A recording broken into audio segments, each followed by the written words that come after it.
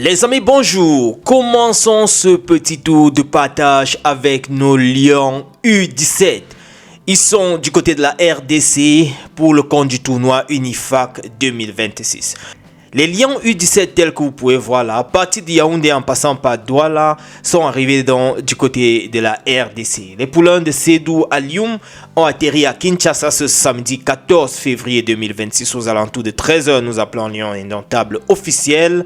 La délégation des U17 est composée de 33 personnes dont 23 joueurs, 8 encadreurs et 2 administrateurs. Ils y sont pour prendre part au tournoi 2026 de l'Unifac.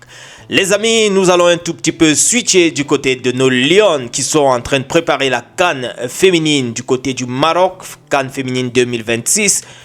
Les Lions en stage à Yaoundé, sous la houlette de Mike Doumou, je vous la prenais ou l'annonçais déjà hier, avec la convocation de 25 joueuses locales qui ont été donc sélectionnées pour la première phase de stage, n'est-ce pas, préparatoire à la prochaine CAN féminine Total Energy 2026. Cette première partie de la préparation se déroule au complexe Mundi, situé non loin de l'aéroport international de Yaoundé-Simalin. À ce jour, la tanière enregistre déjà l'arrivée d'une dizaine de joueuses. Les autres sont attendus au thème de la deuxième journée de Guinness Super League, dont la fin est prévue ce dimanche.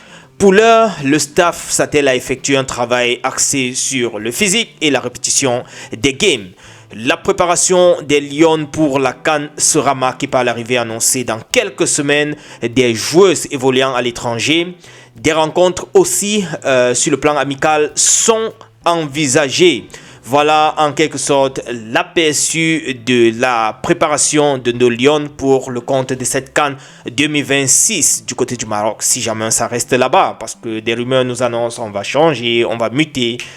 Voilà, on va switcher du côté de la Turquie avec André Onana qui s'incline ce samedi avec Trabzonspor à domicile, 2-3 face à Fenerbahçe. Voilà, c'était pour le compte de la 22e journée de la Super League de Turquie. Oui, ils ont pris 3 buts. Les amis, on va essayer de switcher aussi du côté de Carlos Baleba avec Brighton qui aussi a subi une lourde défaite. C'était face à Liverpool. Il a joué 62 minutes et voilà, ça n'a pas suffi pour qu'il puisse prendre le dessus à l'occasion de la FA Cup face à Liverpool. 3-0, c'était le score final.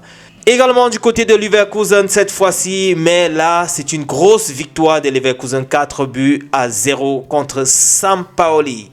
Voilà, mais malheureusement notre Kofan n'a pas trouvé le chemin des buts.